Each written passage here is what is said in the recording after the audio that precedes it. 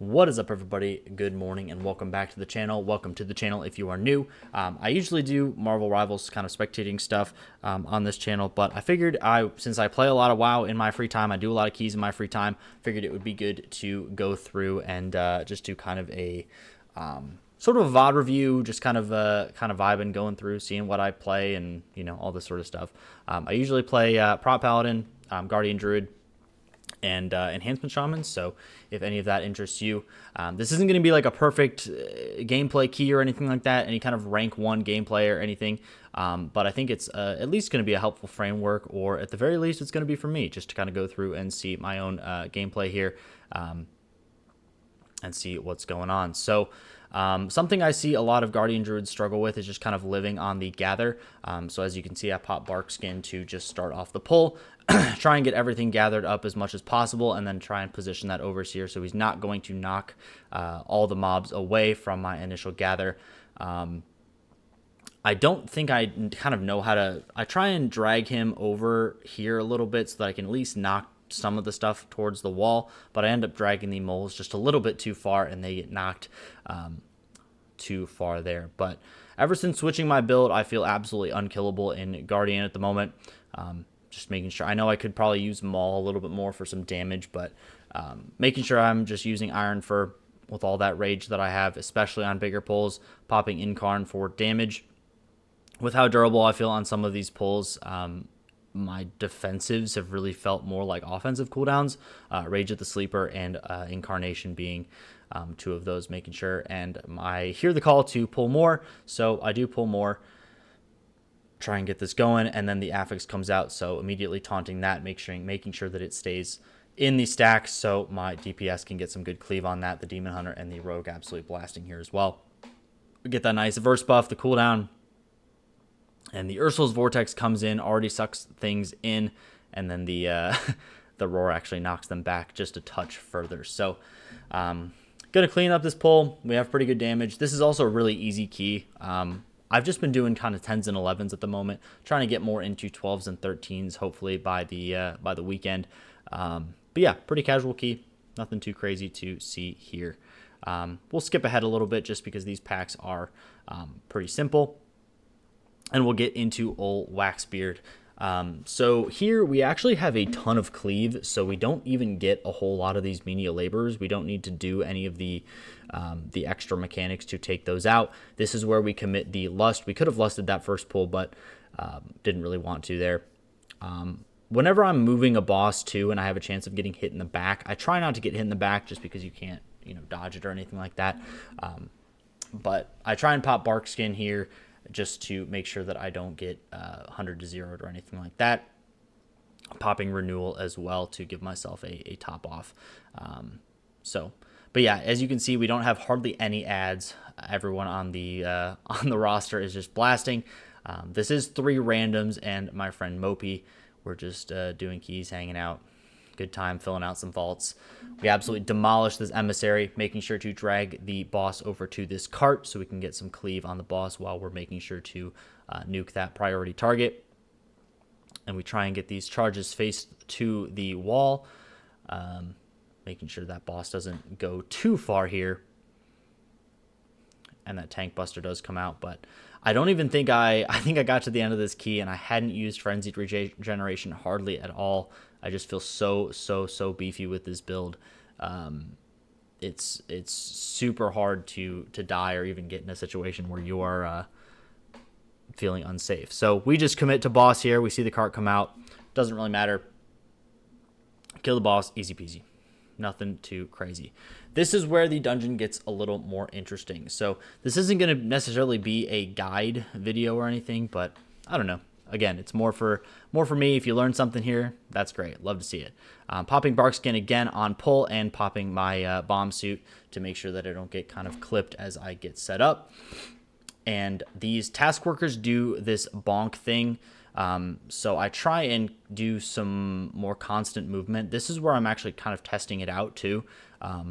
So that bonk is going to be coming in, and if you just keep moving or stutter stepping as a tank, you won't get hit by that stun. And making sure that you can see that bonk comes out. It's like a little frontal You can get hit with it if you're a DPS as well, so be careful with that. And I start stutter stepping, and I'm not getting stunned anymore, making sure to move the candles out of that fire too. So love to see that. Get some good cleave, and making sure to let that quenching blast or whatever that cast is go off, so that if you're pulling another candle, you don't get 2 of those in a row. Those can get pretty scary. As you can see, they do about 35% of people's health, so it can get a little spooky. And I don't stutter step nearly as well here, if I remember correctly. So I think I am going to eat a stun in the face. I do get bonked, stunned for 3 seconds, and I think I actually eat the second one. Yep, I do get stunned again. Not going to be super dangerous, though. This pull's almost dead. Doesn't do a whole lot of damage. Easy clap. So we will move right along here. Get a nice roar to get everything quicker. And this gather has always been a bit of a challenge for me, I think. But end up doing okay. Popping survival instincts as I gather to make sure that I can stay pretty safe. Using in-cap roar to get the AoE stun here. And then unfortunately we do get 7 stacks of the AoE dot that the AoE damage that is put on us by the Blazing Fiends, but it's not even going to be dangerous. Doesn't even matter. Our DPS are absolutely blasting this pull. Have everything nice and pixel stacked, and then we get the Void Emissary here. Beautiful timing on that as well, because then we can take all that versatility into the boss.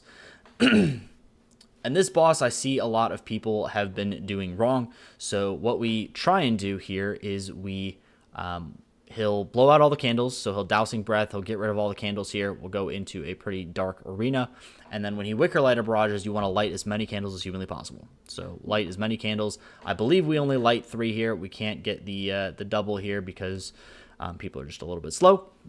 That's fine, no big deal. And then obviously you want to stand on the happy pizza slices here. Make sure that you're not doing that. And you want to use this Extinguishing Gust to douse or to blow out 1 candle. Only 1 candle. You only need 1 candle to be blown out. We actually blow out 2, which means this next damage phase is actually going to do a ton of damage. So again, standing in the happy pizza slices, you only want to blow out 1 candle. And just a little pro tip, as someone who plays a melee DPS when they play DPS, yeah, it's kind of bad. So if you get targeted with that blue arrow and you see those dousing whatevers coming out, as you can see, we take a ton of damage there. But as those tornadoes come out, step away from the boss. Make sure that you don't take those because they can double tick you and kill you. So stay away from the boss, let the thing come out, and then just kind of walk around it. You can aim it. It's better to lose that couple seconds of uptime as opposed to just dying to that mechanic. It's super easy to avoid. No reason to be dying to that. So the rest of this fight goes pretty well. Extinguishing Gust. I call that the Druid actually has the Extinguish ready. So we get 1 candle extinguished, and I'm just looking around here to make sure that that is indeed the case. Confirmed by the whole room being doused in fire, except for that 1 pizza slice. So this next damage is going to be very, very healable. Not going to take nearly as much damage as we did the first time. And at this point, this boss is basically dead. It's just going to take a second to finish up that kill. So get a nice clean kill on that boss. I could be line of sighting this room. I've seen a lot of people just pull this and run back around the corner from the previous boss room, but we end up getting these relatively stacked, get a nice solar beam on them, and I'm just spamming Thrash, still have aggro on them, using any stops that we have, kicking that last one there. Nothing too crazy. Could have been cleaner, but it is what it is. Worked fine. Nothing to worry about. And this pull is just kind of annoying. Kind of just takes a while. I just use my trinket there just for damage, honestly. I'm not really worried about dying on the gather or anything like that. But upon expiration, it does do some good damage. So we are just going to kill this pull. Nothing you really need to be said about that. Goes okay. No one dies. It's yeah, no big deal. And we'll get into the third boss here. Still 19 minutes on the clock, so we're not even halfway through, and we're at 81% count on the third boss, so doing pretty good here. I think we end up, I can't say that, messing up this fight just a touch. I think we get some pretty bad like spawns, or I mean, we miss a couple of these. People wait really long with this Darkflame pickaxe, so just make sure that you're standing, putting a one of these little clone things between you and the clone. And I try and drag the boss into melee a bit here, just so that our melee DPS can keep uptime while they're standing on those sand molds. And I do start lagging here a little bit too, so if you notice that, that is why. Moving at the very last second for that Darkflame pickaxe, making sure to hit one of those clones with that. And we are also calling out kicks. Me and the rogue are just calling out kicks to make sure one of us has that paranoid mind. Definitely don't want that to go off. And I see that we're able to have a couple melees still stay in melee with these clones. So, but then it gets a little bit hectic over there. So I'm like, okay, yeah, I'm out. Moving the boss just a touch. And I call for the rogue to run over there and get one of the far ones. And then try and drag the boss to a position where our melee can still hit him and get that clone done. So easy so far, easy boss. I do also still see people do this boss wrong or incorrectly or whatever. Again, not claiming that this is like perfect gameplay or anything. This is just a framework. It's a time 10, and some people are struggling with 10s at the moment. This is only week 3, so worth being said, So again, we're going to keep him in melee, making sure that the rogue can still hit him while the molds are being popped. And it is going to be kind of a rinse and repeat sort of angle here. So boss is going to go down. And yeah, and we'll get right to it. So we just commit to boss here. And then we just want to kill the affix here as we're running to the next point. I see that the priest needs mana, but I figure he can get a drink here. The cart is just moving. Not too big of a deal.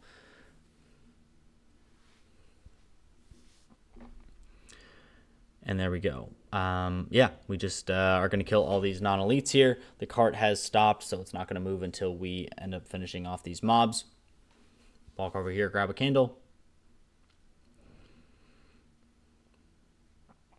And something to note in this area, these corridor creepers, previously they had a dot that they put on, you can see in the top right-hand corner there. It is actually dispellable now.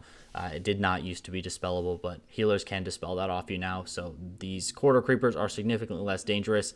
I should be taking them out of the explosions. All those little ads do buff the corridor creepers, but not super worried about it. There wasn't too many of them, and I'm just whatever, So as you can see, he's standing on corpses, gets 5 stacks, gets a lot bigger. So worth mentioning. But at this key level, I'm not super worried about dying to it. Doesn't really matter. We don't have a whole lot of space to move. Just going to keep him there.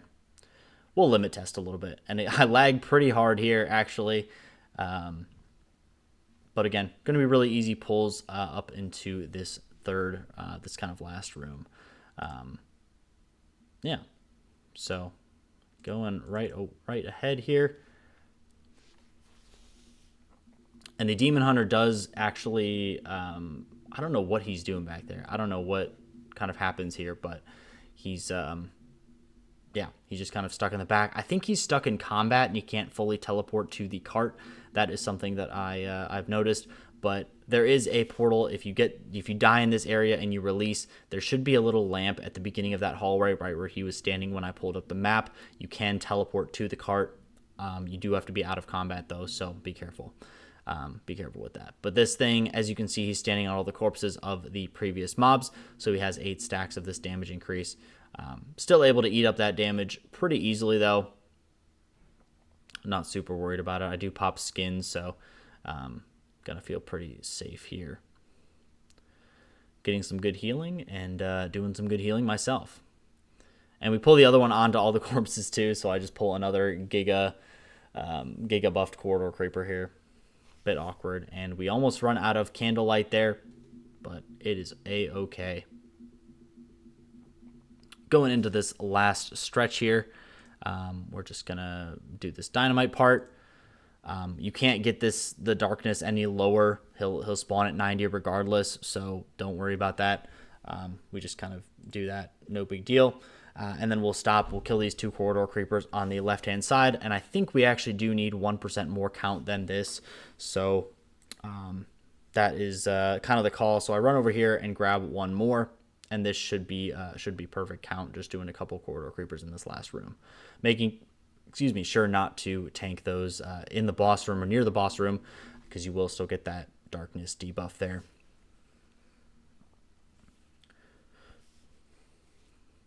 And this is like a super unclean pull. Don't really need this. I'm kind of thinking that I need 1 more somehow, but the call is made that we're all good, so I start kind of kiting it over here. Again, not going to get too close to the boss because we want to make sure that we kill this before we get over to the boss's room. And this is a boss that I see a lot of people struggle on too. I don't think we do this perfectly by any means, especially in a pug group, but this didn't go terribly, and obviously we still kill the boss. We still time the keys, so we will take it. And then the affix spawns here, so I want to tank it, growl, take it over here so that we're not standing in the dark and we're actually able to kill this. I'm also lagging pretty bad at this point, so my ping is it's all over the place. I don't know why. But yeah, get the nice verse buff. And we're going to 3, 2, 1, pull the boss here. And there's kind of 3 things that you need to know about this boss if you've been just kind of generally confused about this boss. He does confuse a good amount of people. What I've seen people do is when that Shadow Blast goes out, that is when you kind of need to get out anyway, so you might as well just go run to a candle. As you can see, he runs over, grabs a candle, and shadow steps back, refilling that candle. Obviously, you want to pick up the candle and move it out of that frontal, interrupt this call dark spawn, and then all of the dark spawns that come in, want to kill those quick, save stops for those. And then Eternal Darkness comes out. Someone needs to have a candle or be running out to get one. Unfortunately, we get to 0% and he starts fearing us here. So we get a really, really late dunk here, but you want to have a candle on ready after like the second tick of that goes out. We'll pick up the candle, move it out of the way of that frontal so that you can take 2 ticks. That candle's like taking a tick, getting a little bit low on light, and then you dunk the candle and you should be able to eat that third tick, refresh the candle, and he won't give you a stack of that debuff that you see, that 10-minute debuff on my debuffs bar right there. That will decrease your haste. It will increase the damage you take as well. So it's pretty brutal if you end up getting multiple stacks of it. The Void Emissary there is also going to be a bit of a hard check too. So I don't know how we're not actually moving that candle. I think I tried to do it and I thought it moved or someone else was getting it because it wasn't letting me do it. But so yeah, this is not the cleanest performance, but just trying to illustrate what we would like to do. And we also have the affix go off and we don't dunk the candle. So this is about as bad as it could have gone. I'm not going to lie to you. And now we have 2 stacks of that haste reduction. It's just getting to be kind of a bad time. And when that affix comes out, we're going to have significantly less damage because of that reduced haste. Yeah, as you can see, damage taken increased by 30%, haste reduced by another, 15 or something like that. Yeah, so it's going to be pretty bad. This boss is still pretty easy, though. Doesn't put out a ton of damage at all. And we just want to kill the boss here. It's really hard with pugs, especially because when, as tank, you can't really do any of the candle mechanics. You can really just move this. That's really all you can do. But anyone can do that, so not too crazy. But I think we are going to get this boss down here. We pop Lust right at the last second,